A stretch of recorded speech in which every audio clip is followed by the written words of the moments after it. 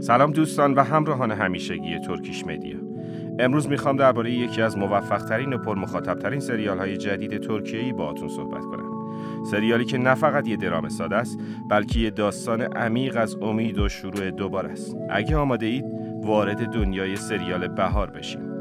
با من تا آخر این ویدیو همراه باشید.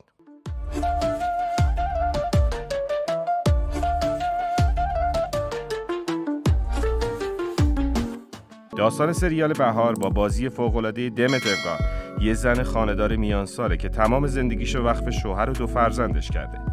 بهار که در گذشته دانشجوی پزشکی بوده، رویاهای خودشو برای زندگی خانوادگی کنار گذاشته. اما یک بیماری سخت کبدی و قرار گرفتن در آستانه مرگ اونو مجبور میکنه که به زندگیش نگاهی دوباره بندازه. بعد از پیوند کبد و نجات پیدا کردن، بهار تصمیم میگیره به گذشته‌اش برگرده و رویای پزشک شدن رو محقق کنه. این شروع دوباره اونو در مقابل چالش‌های بزرگ و آدمای جدیدی قرار میده. دمت evgar در نقش بهار در این سریال سنگ تموم گذاشته. دمت evgar تونسته تحول شخصیت بهار رو از یک زن خانه‌دار ناامید به یه زن قوی، مصمم و پر انرژی به زیبایی به تصویر بکشه. بازی اون به قدری طبیعی و باورپذیره که به راحتی با تمام احساساتش ارتباط برقرار می‌کنید. مهمت ییلماز آک در نقش تیمور همسر بهار، یک پزشک موفق و مغروره که درگیر خیانت میشه.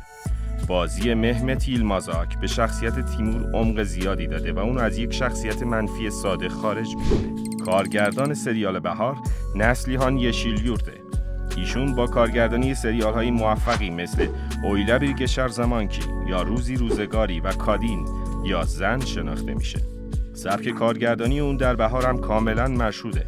کارگردانی منسجم و پر از جزئیات که احساسات شخصیت‌ها رو به خوبی به نمایش می‌ذاره. نویسنده آیچا اوزو.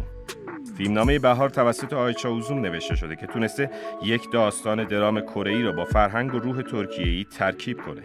او به زیبایی طنز و تراژدی رو با هم ادغام کرده و یه فیلمنامه قوی و تاثیرگذار خلق کرده.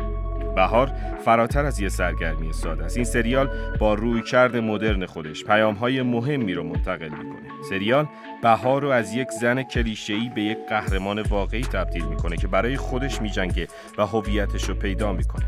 ترکیب کمدی و درام در سریال بهار یک شاهکار به حساب میاد. با قرار دادن بهار در موقعیت‌های طنزآمیز از سنگینی داستان کاسته شده و پیام‌های اجتماعی سریال به شکلی جذاب‌تر منتقل میشن. مهمترین پیام این سریال اینه که هیچ وقت برای تغییر و شروع دوباره دیر نیست. با این حال مثل هر سریال دیگه‌ای بهار هم بدون ایراد نیست. بعضی از منتقدین اعتقاد دارند که پیروی بیش از حد از نسخه اصلی یکی از نقاط ضعف سریاله، چون این سریال اقتباسی از نسخه کره‌ایه. در برخی مواقع به طور کامل از نسخه اصلی پیروی میکنه و همین باعث میشه خلاقیت کمتری در داستان پردازی دیده بشه. با اینکه شخصیت‌های اصلی به خوبی پرداخته شدن، اما برخی از شخصیت‌های فرعی پتانسیل بیشتری برای رشد داشتن که از اونا به خوبی استفاده نشده.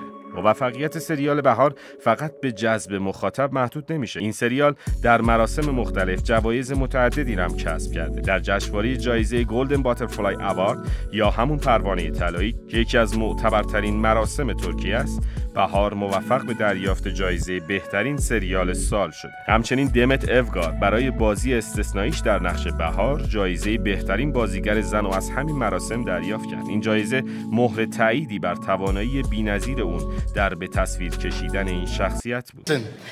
Demet Evgar, Bahar. En iyi kadın oyuncu Demet Evgar'a gidiyor. Bahar, Show TV. Demet Evgar. Büyük efsanelerle başlandı.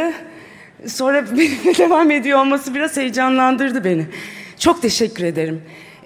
Bu ödüle layık görüldüğüm için çok mutluyum, çok onurluyum. Oy veren herkese teşekkür ederim. Bizi evlerinde konuk eden herkese teşekkür ederim. Jüri üyelerine teşekkür ederim. با تمام این تفاصیل، بهار یه سریال کامل و جذاب برای همه است. چه دنبال یک درام باشید، چه یک کمدی و چه داستانی برای الهام گرفتن، این سریال تمام اینا رو در خودش داره. پیشنهاد میکنم حتما این سریال رو به لیست تماشاتون اضافه کنید. حالا نوبت شماست.